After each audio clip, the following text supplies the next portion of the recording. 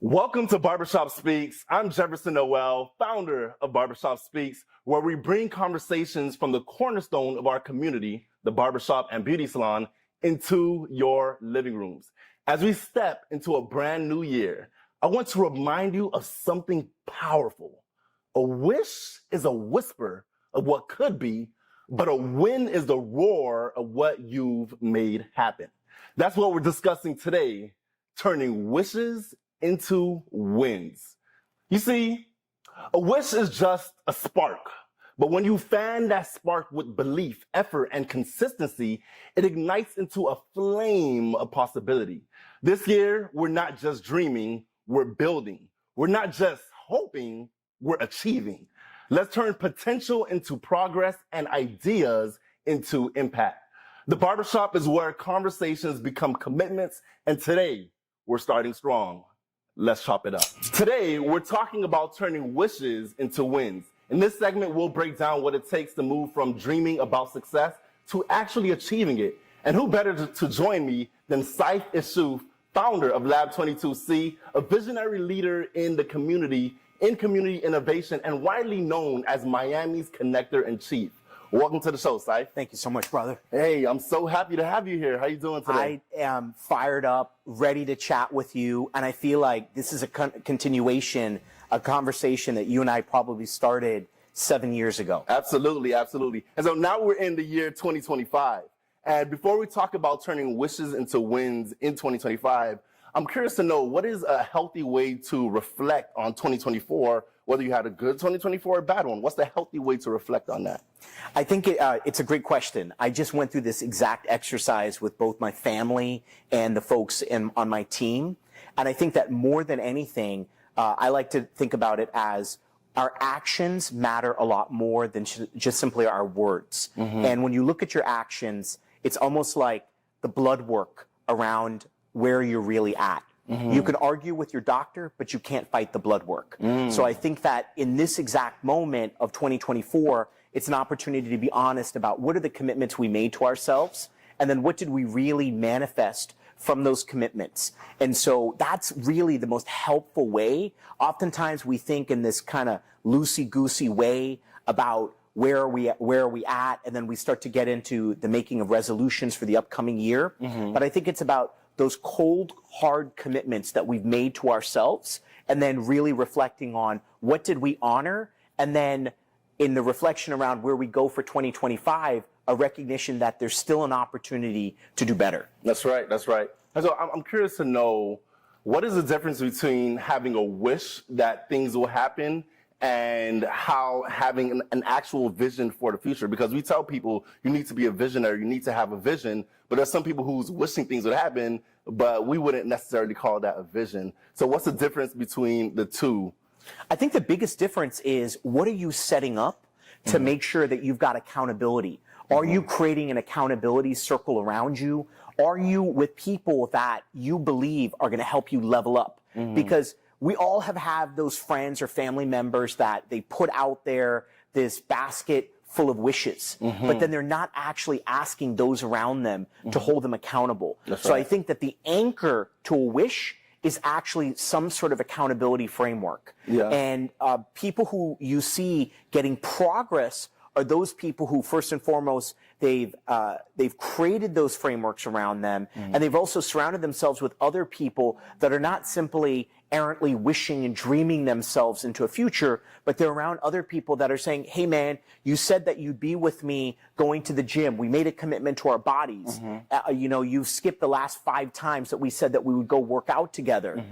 Are you being real? Yeah. And for me, in the work that I get to do both with my family and my circle of friends and my company, I get to work with a lot of founders who put out statements about where they want to be and where they want to go, and then actually working with them and holding them accountable. And so I think that that's the big difference between the wish and then people who are increasing their win ratio, the accountability factor. And so I think that that is one of those things that, again, when you go back to that accountability framework, maybe you want to lose a bunch of weight, or maybe you want to actually launch your business. Well, then you ask yourself, well, I want to launch a digital marketing company. Okay, great. Well, how many Coursera courses have you taken, before you actually get to the milestone of going on to Sunbiz and establishing your business, are you willing to do the legwork? You know, how many reps are you willing to do before you jump into the Olympics? Because so much of success today is you have to really be willing to commit to play at an Olympian level. And I think oftentimes people, they want to say, well, I want to run like Noah. Well, before you run like Noah, can you actually beat the kid in the park by your house? Can you run faster than them? Instead of trying to say, can you run faster than the fastest man in the world? And I think that a lot of us, we lose that step because sometimes we look at it, social media as an example, it becomes a mirror as opposed to a window to what's actually happening in the world. Yeah, man, that's so good. That's so good. And there's a quote that I actually got from you and your family that says, winners lose more than losers lose. That's and people are afraid of losing. Correct. And so how can we overcome that fear? Because failure is inevitable. So that quote is something that is deeply personal to me. This idea that winners lose more than losers do. And it actually came from the idea of losing weight. So I have my son Nabil, who looks up to you as his big brother, and Nabs went through almost like a David Goggins-like health journey and lost a significant amount of weight.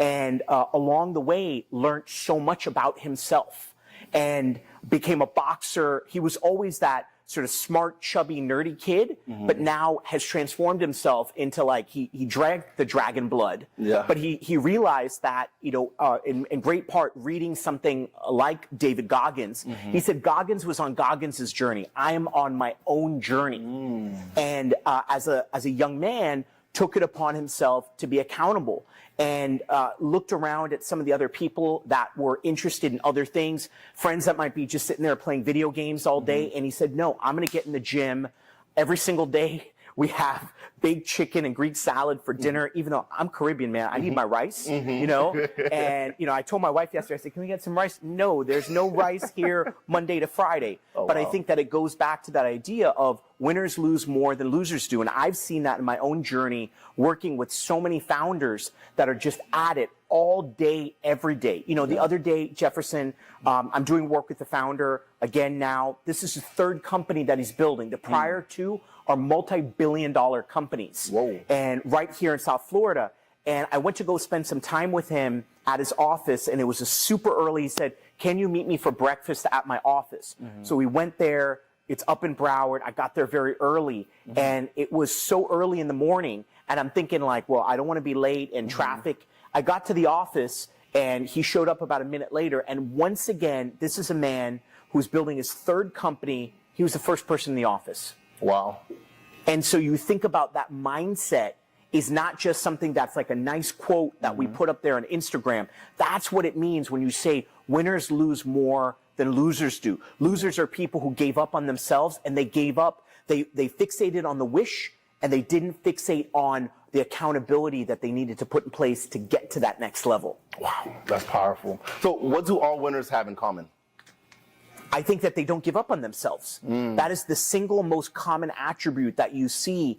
All winners are people who just never, ever gave up on themselves. And I've seen that in my own journey. I've been a founder, and sometimes I think the first time I built a software company, I was 24 years old. I had more hair than a Bollywood star at that point in time. And sometimes I say to myself, at 48, when I went back to founding a company again, I wish I had that energy and vigor of my 24-year-old self. But the truth is, I wish the 24-year-old self had the wisdom that the 48-year-old version of me has today.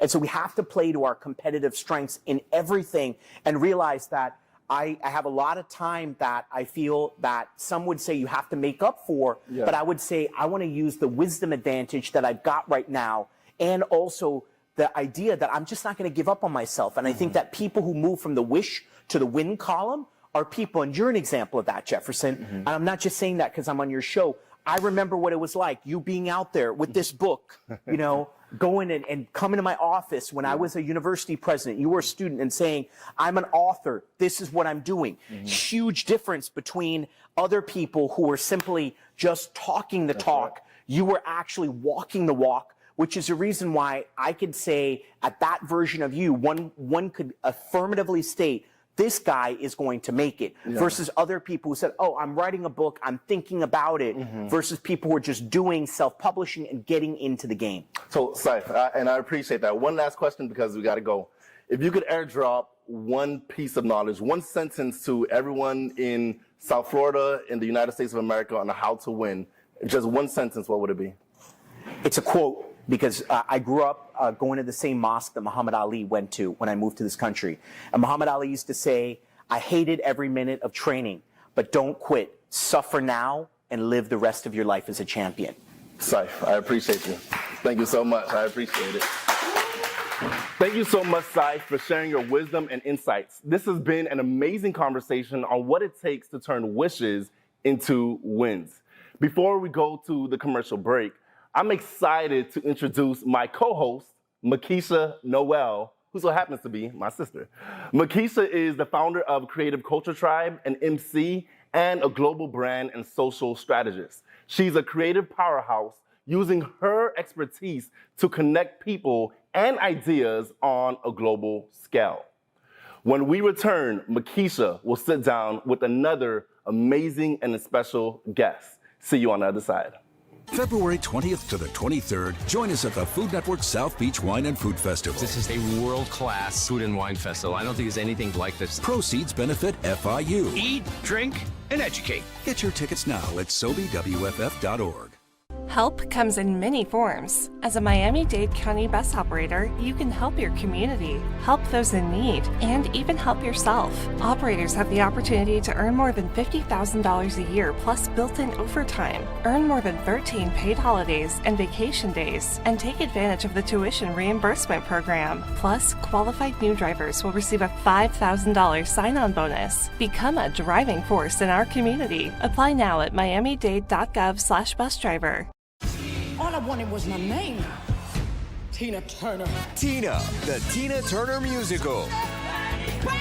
The mega hit comes direct from Broadway. See her triumphant story and be ecstatically blown away. Everybody everywhere should come see Rape's New York Magazine. Coming to the Arch Center January 14th through 19th. Tickets at archcenter.org. I grew up down here in South Florida, so for me, it's a little bit more personal. For the Mesman & Dover Law Firm, it's about community. For us, South Florida's our home. You all are our people. Our family, our future. The difference we'll make for you, your loved ones, your kids, matters, because to us, it's personal. If you need us, call us 24/7 at 866-954-MORE. That's 866-954-6673. The Mesman & Dover Law Firm, youraccidentattorneys.com. Welcome back to Barbershop Speaks. My name is Makisha Noel, founder of Creative Culture Tribe, MC and global brand strategist. In this segment, we're shifting gears from setting the foundation to achieving the win. So we talked about turning wishes into visions and taking that very first step. But now it's time to explore what it really takes to follow through, execute, and cross the finish line. Joining me in this conversation is someone who knows all about winning and inspiring others to do the same, Arlesha Amazon. Arlesha brings over a decade of experience in sports marketing, athlete management, and brand strategy. She's worked with top-tier names like Dwayne Wade, Udonis Haslem, Gatorade, Nike, and Stephen Curry's SC30 Inc. Her work has helped shape partnerships and elevate brands to new heights. She is also the host of Hey, It's Arlesha podcast.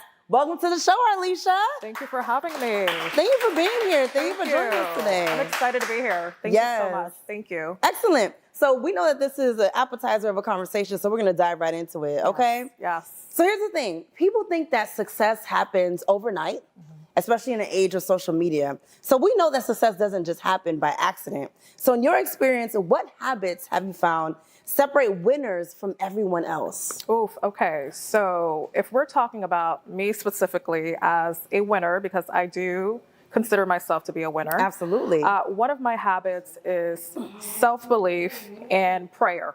Prayer is a big deal for me. And quite frankly, even in starting my career, I said a very dangerous prayer that I don't recommend to anyone to say, don't say that's prayer, because God has a sense of humor. But I remember when I was starting the pursuit and pursuing sports as a career, one of my prayers to God was, if it's not sports, I'd rather be homeless. Oh. And that's why I said, do not say this prayer at home. That prayer, okay. Don't do it. Because don't do that prayer at home. Don't do that prayer at home. But that prayer really showed my self-belief and my boldness. You know what I mean? And so in doing so, I kept that as a habit for myself in terms of just always starting with prayer, right? Going with God with boldness and confidence. And that really was my strategy. That really differentiated me and gave me the confidence to pursue what I needed to pursue and go after what I needed to go after. So. Absolutely. I love that you have the balance of both, because doing the hard work and praying about what makes sense and what's in alignment is super important. Because then you know what to say yes to, you know what to say no to. And that's how you continue to build that career. So I love that you said that. So I want to know, consistency is also often called the secret sauce, right? I'm sure you've heard that. Right. The secret sauce of success. So what are some strategies to stay consistent even when that motivation fades? And that's a good one, because honestly speaking, and quite frankly, Barbershop Speaks got me out of bed today, right? Come on, somebody. Every day, you're just not going to have that motivation.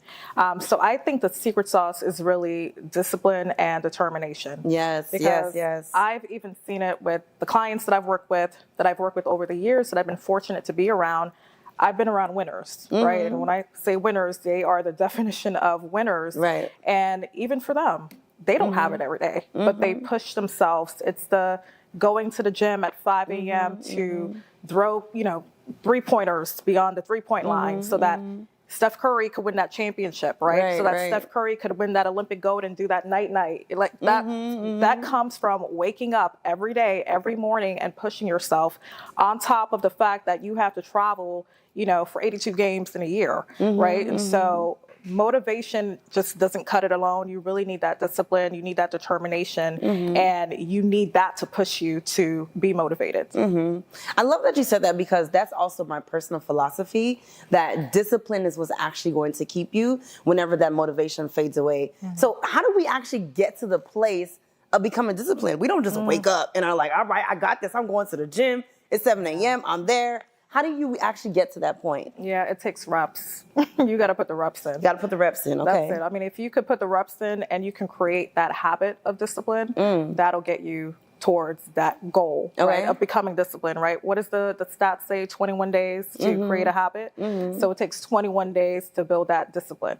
Okay. Hope, right? And the key is to maintain that. Once you get to that point of discipline, you need to maintain that. So it really takes the reps. Yeah. So it's saying, like, when I go to the gym, today I'll do 5 minutes, tomorrow I'll do 10 minutes, the next day I'll do 15 minutes. No one is saying I got to go to the gym and be there for an hour. Right. And then that's how I'm going to continue to build that. So I love that you said that you got to start off with those small wins so that you can continue to grow.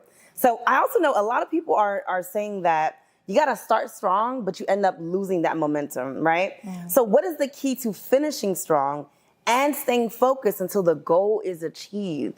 Because there's so much noise out there, so much distraction. Right. How do you actually stay focused so that you can achieve what's on your vision board? Because I know I heard you saying that earlier. Yeah, okay. So unpopular opinion. Okay. You have to not focus on the goal being achieved. Wait, hold on. Can you say that louder? You have to not focus on the goal being achieved, because chances are your goal might not be achieved. What's going to keep you going is the love of the journey, right? And if I use the example of, again, working with the Dwayne Wades, Steph Currys, I've seen this over the years. Everybody wants to win a championship, but only one team is going to win that championship, right? So what's going to keep every player motivated? It's the love of the game. You got to want to come and put your reps in the gym. You're going to want to, you have to want to come to practice, right? It's the love of the journey. So like for me, I'm not a professional athlete. So the game is different for me. I have to love the journey. I have to love the process, because I might not win that championship, right? But in loving the process, I might win something else that I did not even see for myself. How many Hall of Famers won the Hall of Fame but didn't win a championship? Right. It's the love of the journey and the love of the game that allowed them to win that Hall of Fame award at the end of their career, but they may not have gotten a championship, right? Yeah. And so that's why I always say, don't obsess on a goal being achieved. If you're going to obsess about anything, obsess about the fact that you have a passion and you have a love, and that's what you're going to show up for. Obsess with a passion. Got it. I love that. That reminds me of a quote that I thoroughly believe, that it is not about the destination. It's about who you become in the process. Yeah. And that's something that I know all too well in life. As a multi-hyphenate, you heard my bio at the beginning of this. You know, it's a lot of work that we're putting in, and it's about who we're actually becoming at each level, at each stage, at each phase. So I love that you said that. Here's the thing, when things get really hard, right? How do you navigate those moments? Like, how do you say to yourself, I'm gonna keep going? It doesn't matter if this, you know, this occurrence slapped me in the face, or, you know, I lost a friend or I lost a job. So how do I stay focused in those hard moments? How do I navigate it? Yeah. I would say you have to anticipate the highs and the lows. It's kind of like, I mean, right now, you know, investing in the stock market or investing in crypto, for those who invest in crypto, we're now at a high in the market. But we also had a lot of lows in the market, right? For someone who, yes, I invested in Bitcoin. Now, you know, keep on going up. Yep. But the hope is that I could take advantage of the high, but more so take advantage of the lows, right? If you're a smart investor, if you speak to any smart investor, if you get advice from smart investors, they always say what? Buy low, sell high. And most of the time, if you are a very sharp investor, you're going to find that you're more likely going to see low periods than high periods, because that's the time for you to take advantage of. If you take advantage of the low periods, then you're more likely to see a return on your investment when the market is high. So if you anticipate the high and the low, it manages your expectations, and it also manages your emotions. We don't talk enough about emotional management when it comes to wanting to achieve your goals or wanting to win, right? And so I would say the expectation is to welcome both the highs and the lows for those moments. Both the highs and the lows in those moments. In this last minute that we have, I want to know, what is one thing that you would airdrop in folks today who are watching this globally? What is one thing that you want them to walk away with from this conversation? I would, well, you know what? Honestly, I'm going to piggyback off the last thing we talked about, the highs and the lows. You know, welcome the highs and the lows. And right now, take advantage of your highs, but also take advantage of your lows. Absolutely. And remember this one thing, the highs will not last forever, but also the lows will not last forever. So thank you so much, Arlesha, for sharing your incredible insights and strategies. This has been an empowering discussion on what it takes to not just to dream, but to also win.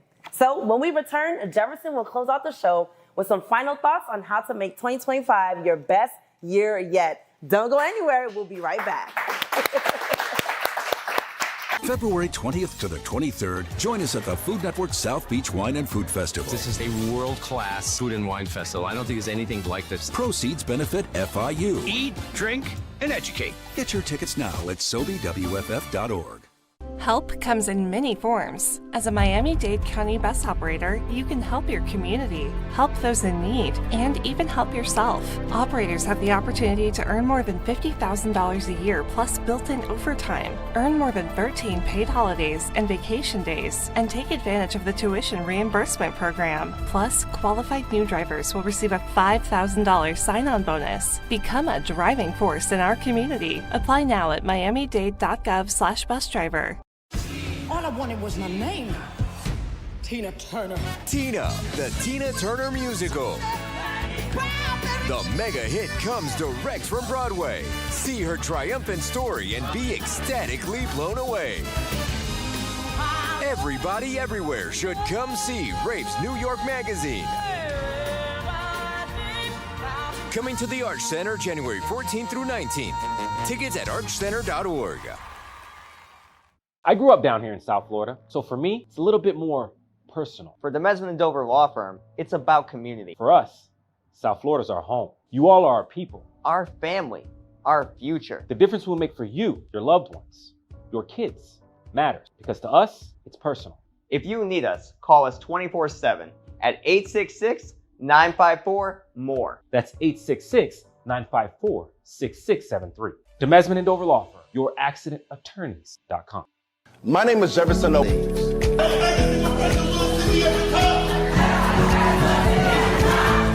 you all so much. God bless you all.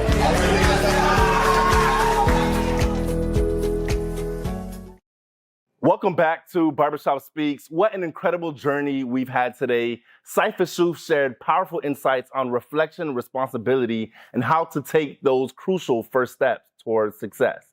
Then Arlesha, Amazon, reminded us the habits and discipline needed to not only reach our goals, but to execute with excellence and impact. If there's one thing today's conversation have made clear, it's this. Success starts with a vision, but it only becomes real through action. Wishes are wonderful, but they mean nothing without the courage to pursue them and the grit to see them through. Barbershop Speaks is more than just a show. It's a movement. We're here to connect, inspire, and empower. If today's episode spoke to you, take out your phones and scan the QR code on the bottom of the screen. Let's keep the conversation going and build something extraordinary together. Today's show was made possible by the Overtown Children and Youth Coalition and MIA Media Group. And of course, a special thanks to you, Top Cutters, for hosting us in this incredible space. Now, if you're ever in the area, I highly recommend checking out Top Cutters. It's not just any barbershop, it's where I get my haircut. And Mike Stevens, the owner and my barber, runs a space that's more than a shop, it's a cornerstone of the community. Before we close, let me leave you with this. Dreams don't work unless you do. The road to turning wishes into wins is challenging, but you have everything you need to succeed. I may not have met you yet, but I love you. Your community loves you, and God loves you.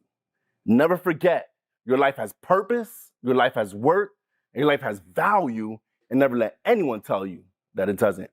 Keep striving, keep believing, and let's make 2025 the year we turn dreams into reality. Thank you again.